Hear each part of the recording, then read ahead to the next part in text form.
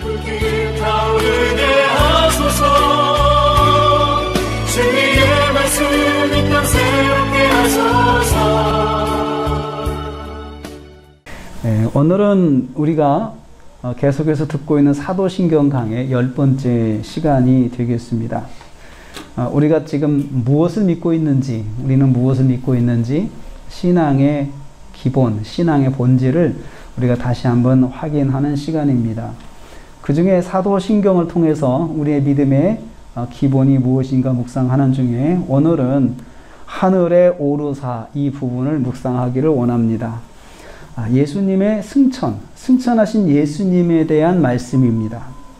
오늘 우리가 봉독한 사도행전의 말씀은 부활하신 예수님께서 승천하시는 장면입니다. 예수님의 승천하시는 장면은 마태복음, 마가복음 위에서 사도행전에 기록되어 있습니다. 그 중에 사도행전은 많은 분량을 가지고 상세하게 기록하고 있습니다. 예수님은 제자들이 모였을 때 승천하셨다고 말씀합니다. 6절 말씀에 그들이 모였을 때 이렇게 시작을 하죠. 그들이 모였을 때, 그리고 9절 말씀에 이 말씀을 마치시고 이렇게 연결이 되고 있죠. 모였을 때 이렇게 하시고 그 다음에 이 말씀 끝나고 나서 승천하셨다, 이렇게 승천하시는 정황을 잘 설명하고 있습니다. 그래서 그들이 모였다라고 하고 있습니다. 그들은 누구일까요? 얼마나 되는 인원을 그들로 표현을 했을까요? 그들은 물론 제자들입니다. 얼마나 되는지, 어느 정도의 숫자가 되는지 정확히 알 수는 없습니다. 그러나 추론은 해볼 수가 있습니다. 4절 말씀에 사도와 함께 모이셨다는 말씀을 문맥으로 받을 때 최소한 12사도들이 함께 있었음을 알 수 있어요. 그리고 사도행전 1장 15절 말씀 보면 그들이 예수님하고 헤어지거나 승천하신 예수님과 헤어지고 나서 120명이 마가의 다락방에서 모여서 기도했다라고 하는 그 말씀을 연결해 볼 때 120명이 또 넘는구나 라는 것을 알 수가 있습니다. 그러면 딱 120명이냐? 그건 아니죠. 거기 있던 사람 중에서 120명만 모인 거잖아요. 그러니까 120명 이상을 알 수 있죠. 예수님의 승천을 목격하고 돌아온 사람들이 120명이 모여서 기도했다는 말씀을 통해서 볼 때 120명 이상이고, 여기에 성경이 예수님의 부활을 목격한 사람들을 12제자 외에 최소한 500여 형제들이 있다고 기록하고 있습니다. 그래서 예수님께서 감람원에서 이제 승천하셨는데, 이 감람원은 감람산에 있는 곳이죠. 감람산의 한 장소인데 그곳에서 예수님이 평소에 기도하시던 곳이잖아요. 그래서 500여 형제들, 예수님과 가까이 있던 사람들은 예수님의 습관을 잘 알고 있기 때문에 그들도 예수님께서 감람원에 계실 때 마지막 순간까지 부활하신 이후로 예수님의 행적에 굉장히 민감했죠. 민감하게 그들이 예수님을 따라다녔을 거다라고 생각을 해요. 그래서 그 자리에는 500여 명 중에 포함된, 적어도 정말 500명 안에 포함된 사람들이, 그리고 120명 이상의 사람들, 500명 안에 있는 사람들, 이 사람들의 인원이 예수님의 승천하는 자리에 함께하고 있었다. 예수님께서 하늘에 오르시는 자리에 함께하고 있었다는 것을 알 수 있습니다. 왜 이렇게 인원이 중요하냐라고 하면은 예수님의 승천의 사건이 비밀스러운 사건이 아니라는 거죠. 목격자가 많다는 거잖아요. 목격자가 아주 많은 목격자가 많다고 하는 것은 공개적인 장소에서 공개적인 모습으로 예수님께서 승천하셨다는 것을 볼 수가 있습니다. 그래서 많은 제자들이 예수님 승천을 목격했고, 예수님의 승천하시는 그 자리에서 그 사람들에게 부탁하셨어요. 명령하셨어요. 그래서 그 명령하는 것이 바로 사도행전 1장 8절에 있는 말씀이에요. 우리가 잘 아는 말씀이죠. 오직 너희에게 성령이 임하시면 너희가 권능을 받고 예루살렘과 온 유대와 사마리아 땅까지로 내 증인이 되리라 하시니라 라고 예수님께서 말씀하시는데, 이 말씀을 보면은 핵심은 내 증인이 되리라는 것이죠. 증인된 삶을 명령하셨어요. 그리고 예수님께서 승천하셨거든요. 마지막 말씀하시고 그리고 나서 올라가셨다면 그 마지막 하신 말씀이 굉장히 중요한 말씀이잖아요. 그리고 이것이 유훈과 같은 말씀이죠. 이 말씀은 마태복음 28장 18절에 20절에 모든 민족을 제자 삼으라는 말씀과 연결되어서 예수님의 유훈과 같은 말씀입니다. 교회의 사명으로 받고 교회가 실천하는 말씀입니다. 세상 속에서 교회의 본질이 되는 말씀입니다. 그래서 이 말씀을 남기시고 예수님께서 승천하셨어요. 교회는 증인되는 것, 제자 삼는 것이 그 교회의 본질 중에 하나예요. 이 사역을 이것을 도외시하고 이것과 순서를 바꾸는 것은 교회의 본질을 손상하는 거예요. 그래서 잘못하면 교회가 자선단체가 될 수 있어요. 잘못하면. 그것을 굉장히 중요하게 생각하면 교회가 자선단체가 되는 거죠. 그런데 예수님께서 우리에게 마지막에 부탁하신 말씀은 제자 삼으라 그리고 증인이 되라라고 했어요. 증인. 그래서 증인되고 제자 삼는 데 있어서 하나의 그 접근 방식이 구제하는 거죠. 구제를 통해서 사람들과 만나고 이렇게 하면서 결국은 그 구제의 목적도 제자 삼도록 그분이 예수 그리스도로 알도록 하는 데 있다는 것입니다. 교회가 신앙 고백을 통해서 이 말씀을 근거로 예수님이 하늘에 오르셨다고 하는 그 예수님의 승천을 고백하고 있습니다. 하늘에 오르사, 하늘에 오르사. 이 신앙 고백은 바로 이 사도행전에 있는 이 말씀을 근거로 해가지고 예수님께서 승천하셨다라고 그렇게 신앙 고백을 하고 있는 것입니다. 교회가 예수님의 승천을 고백하는 것은 중요한 의미가 있습니다. 예수님의 승천은 신앙 고백에서 일종의 연결고리 같은 분위기를 가지고 있어요. 내용이 많지가 않잖아요. 그냥 하늘에 오르사 두 단어거든요. 근데 이게 굉장히 중요해요. 이 말이 빠진 그 다음에 있는 그 내용들이 연결이 안 되는 거죠. 그래서 짧지만 중요한 핵심적인 연결고리 같은 역할을 하는 것이 하늘에 오르사예요. 하늘에 오르사. 딱 두 단어를 표현하고 있습니다. 그럼에도 불구하고 이 표현은 빠질 수 없는 아주 중요한 문장입니다. 그러면 우리가 신앙 고백에서 예수님의 승천을 고백하는 것은 무슨 의미가 있을까요? 예수님의 승천을 고백하는 것. 그냥 지금 하나님 우편에 앉아 계신다. 이렇게 딱 하면 되잖아요. 예수님 부활하신 다음에 하나님 우편에 계신다라고 말을 해도 되는데 예수님께서 하늘에 오르셨다, 승천하셨다 이 부분을 딱 집어넣는 이유가 뭘까요? 또 우리는 그것을 꼭 고백을 해야 되는데 그 고백하는 것이 무슨 의미가 있을까요? 두 가지로만 말씀을 드리려고 합니다. 첫째는 예수님의 승천을 고백하는 것은 예수님의 십자가 대속의 완성을 고백하는 거예요. 우리가 하늘에 오르셨습니다. 이렇게 고백하는 것은 이것은 단순히 그냥 하늘에 올라가신 것, 그 기적적인 사건, 정말 놀라운 어떤 그런 그 사건, 그 장면, 이것을 우리가 묘사하려고 하는 것이 아니고 예수님의 대속의 죽으심이 완성되었다. 이것은 완벽하게 더 이상 또 다시 보완할 필요가 없을 정도로 완전하게 대속이 이루어졌다는 것을 고백하는 것입니다. 선지자들의 예언 속에 잠겼던 예수님의 십자가의 구속사역이 눈으로 볼 수 있게 드러난 것은 성육신이에요. 그 전에는 선지자들의 입을 통하여서 예수님께서 그리스도가 오시면, 메시아가 오시면 우리의 대속의 제물이 되셔서 어린 양이 되셔서 우리를 위해서 십자가를 지시고 대속의 죽음으로 우리를 구원하실 것이다 라고 그렇게 선지자들이 말을 통해서 전달을 했습니다. 그런데 예수님이 실제로 오심으로 해가지고 그때부터 예수님의 십자가 대속의 사건이 구체화되고 그 다음에 가시화됐어요. 이 땅에 사시면서 3년 동안 공생의 생활을 하시면서 그 구속의 사역을 실제로 하나씩 만들어 가셨습니다.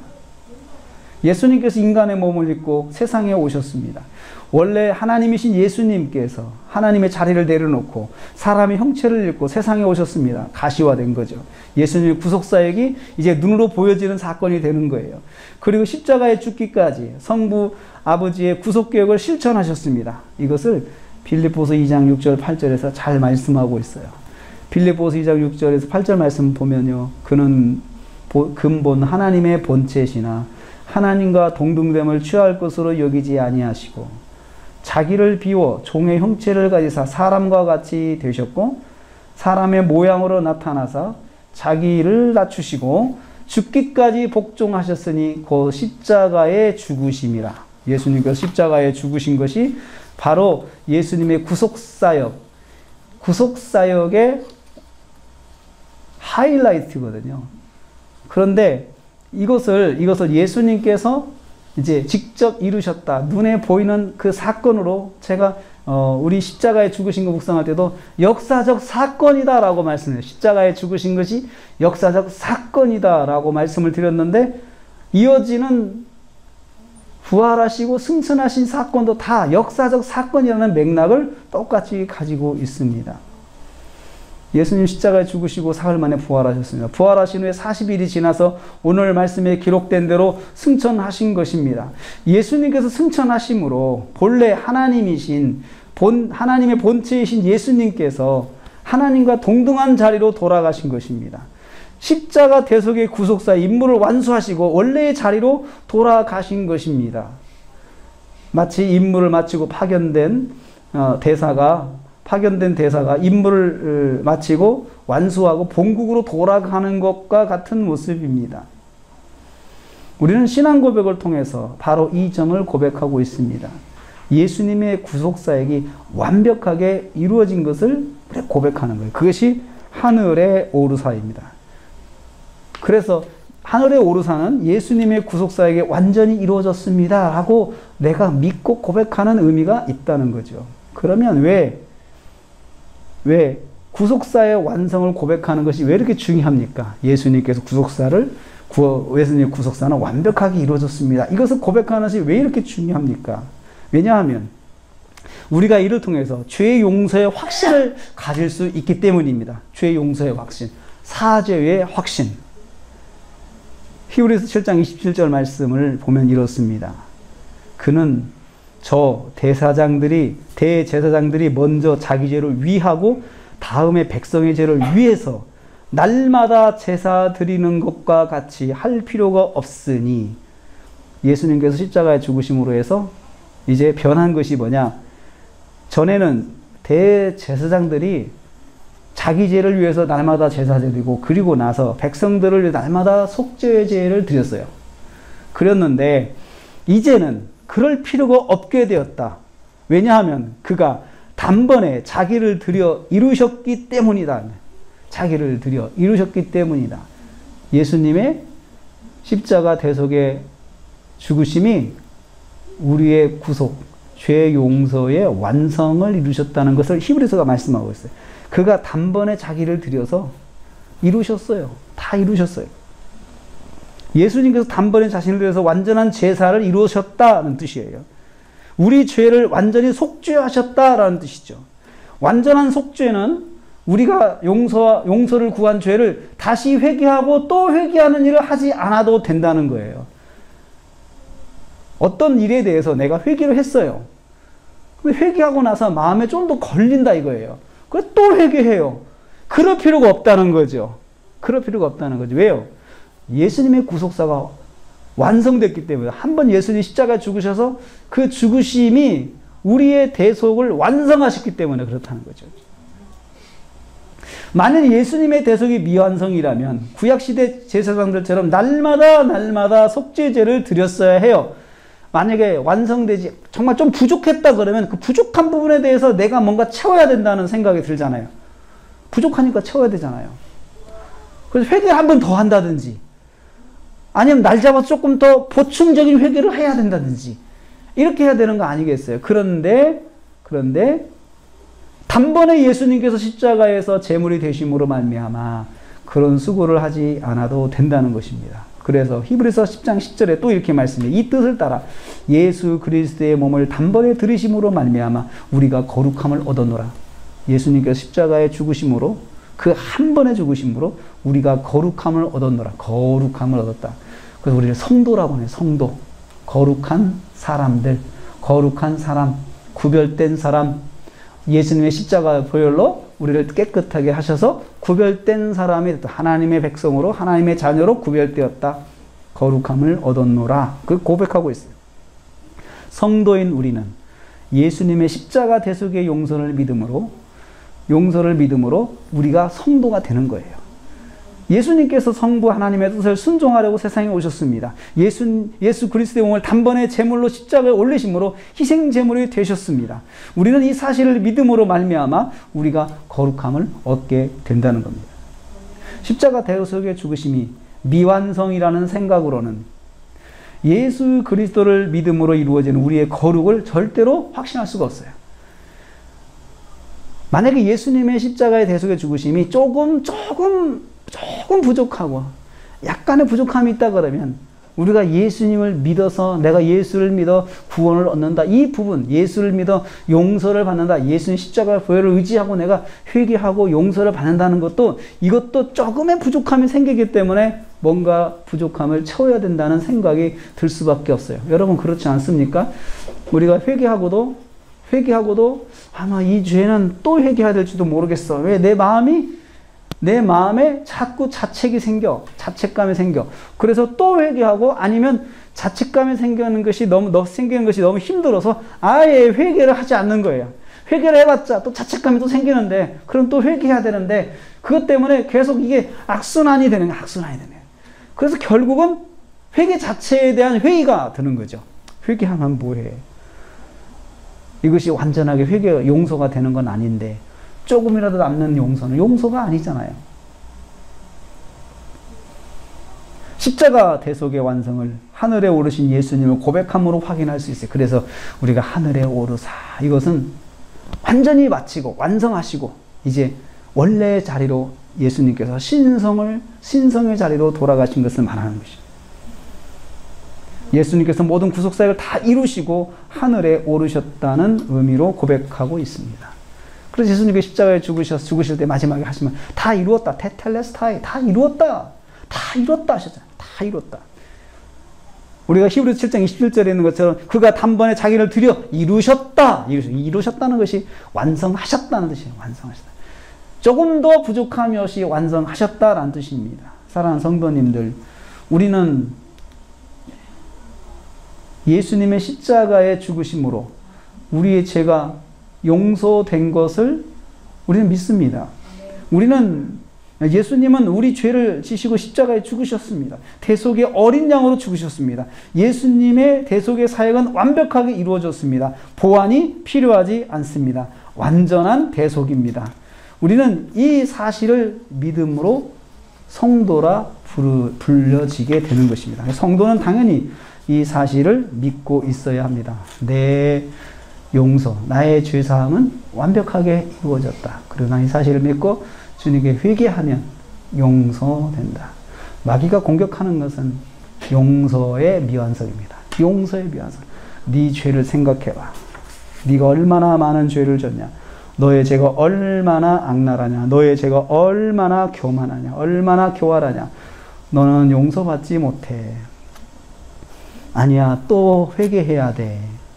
아니야, 너는 아직도 부족해. 그래서 내가 거기서 사람들의 내 공로와 내 의지를 들어가는 거죠.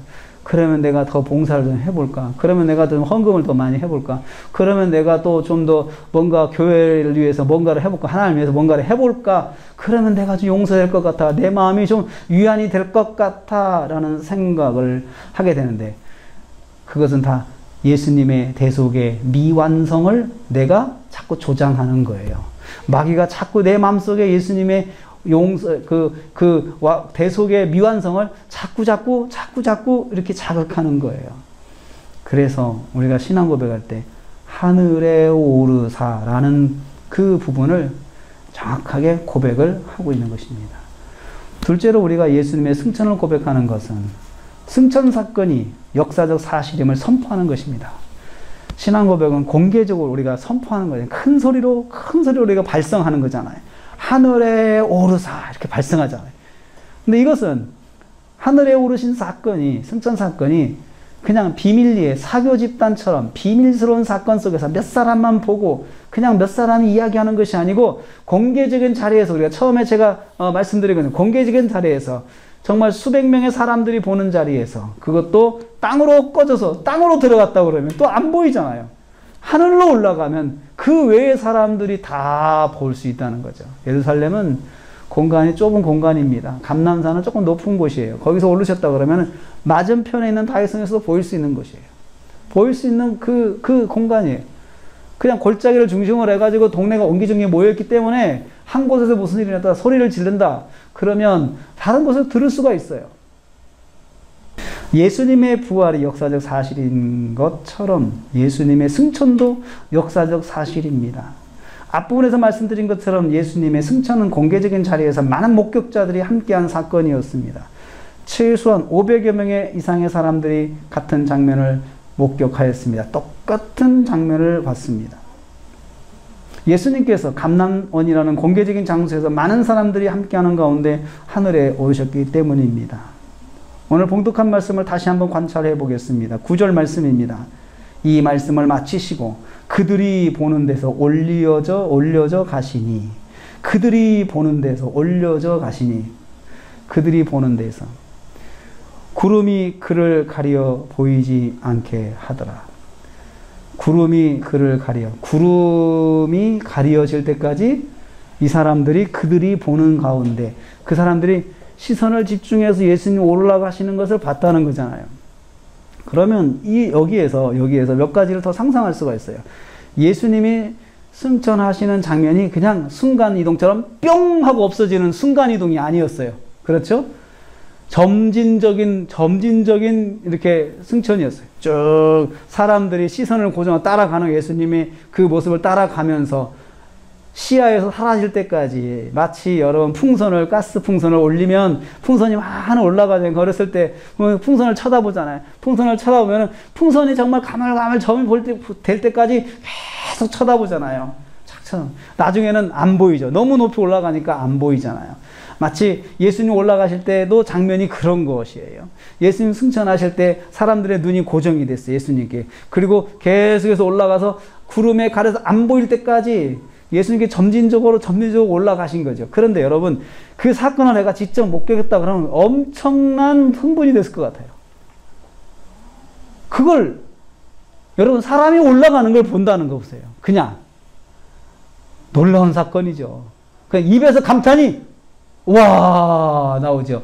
그리고요 여러분 또 수많은 사람들이 함께 한꺼번에 와 소리 질러봐요. 그러면 골짜기가 쩌렁쩌렁 울릴 거예요.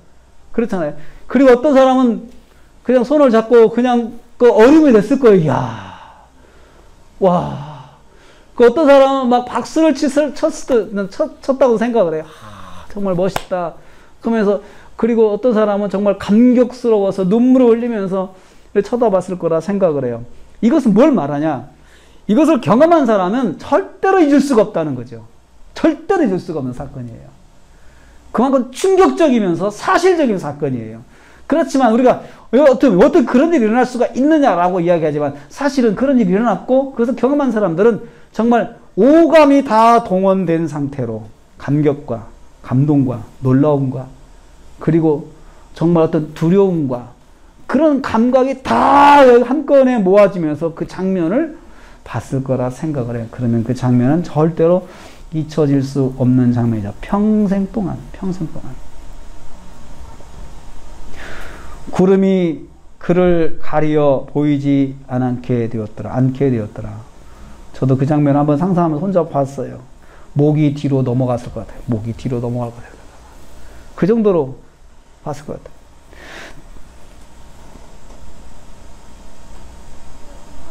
그들은 오랜 시간 하늘에 오르시는 예수님께 시선을 고정하고 쳐다봤습니다. 그래서 그들은 꿈과 환상이 아닌 실제적인 사건으로 승천을 확인할 수 있었습니다. 그 자리에 모인 모든 사람들은 같은 인지 감각을 가지고 동일한 경험을 고백하였습니다. 그래서 교회는 승천하신 예수님의 실제적인 모습으로 하늘에 오르셨음을 고백하는 것입니다.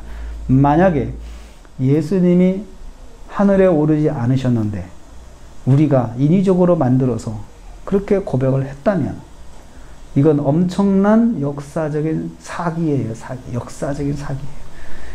사기 집단이죠. 사기 집단. 거짓말로 똘똘 뭉친 스토리를 가지고 인류 전체를 기만하는 사기 집단이죠. 아니면 정말 그것이 사실이어야 된다는, 사실이어야 된다.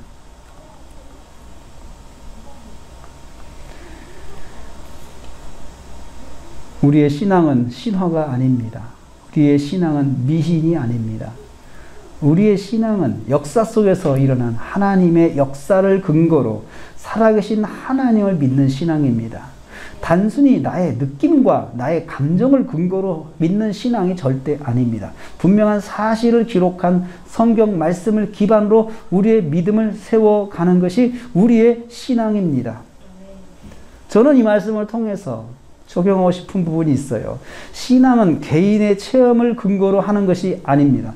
말씀의 근거에서 개인의 체험을 다듬어야 됩니다.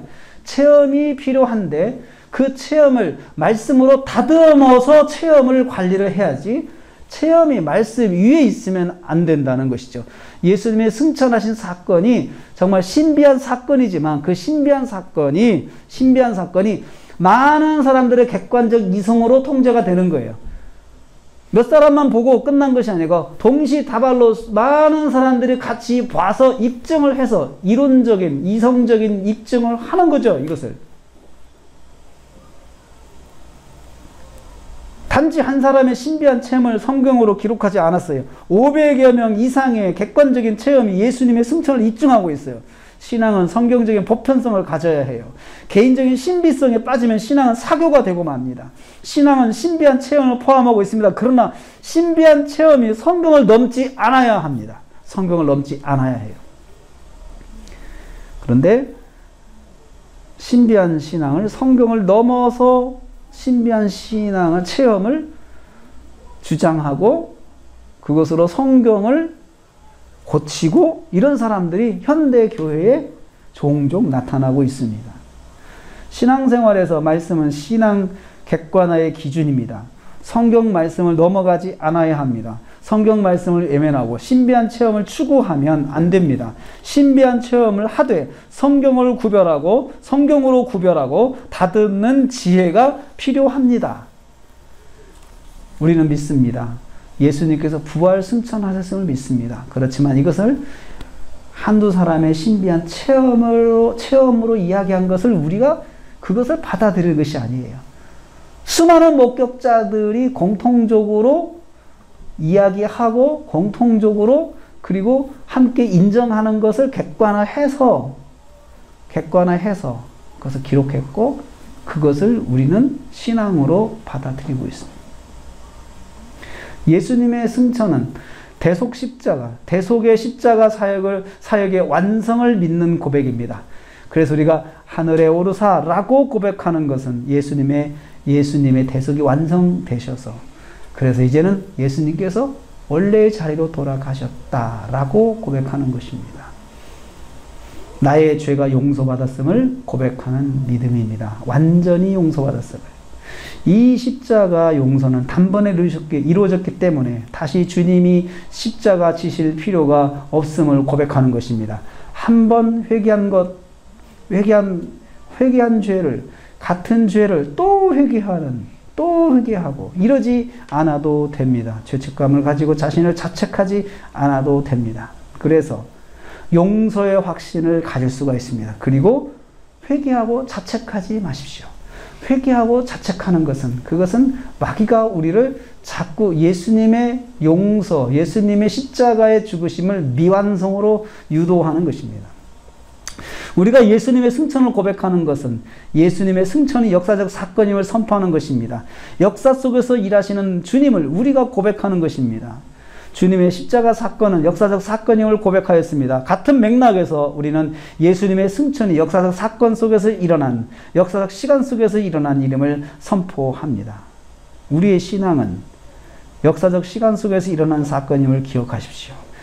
하나님의 역사는 지금도 우리의 시간 속에서 일어난 실제적인 사건임을 기억하십시오. 하나님은 지금도 역사하십니다. 하나님 지금도 살아계십니다. 우리 가운데 함께 하십니다. 그 하나님과 함께 하시고 오늘도 우리가 예수님의 십자가 대속의 완성을 믿고 그리고 우리의 신앙이 신비한 것 중심으로 가는 것이 아니고 신비한 체험도 말씀으로 다듬어서 말씀에 근거한 신앙으로 세워가는 저와 여러분 되시기를 주님의 이름으로 축복합니다. 기도하겠습니다. 하나님, 살아계신 하나님, 오늘도 우리는 고백합니다. 부활 승천하신 주님을 믿습니다. 우리의 죄를 완전히 용서하셨음을 믿습니다. 주님의 십자가 용서가 역사 속에서 일어난 일임을, 사건임을 믿습니다. 지금도 나의 시간 속에서 역사하시는 주님을 믿습니다. 우리가 고백한 대로 용서의 확신을 가지고 죄악을 이기며 살아가게 하여 주옵소서. 지금도 나의 시간 속에서, 교회의 시간 속에서, 역사의 시간 속에서 일하시는 주님을 의지하며 살게 하옵소서. 오늘도 내일도 오직 주님의 말씀 의지하고 살게 하옵소서. 예수님의 이름으로 기도하옵나이다. 아멘.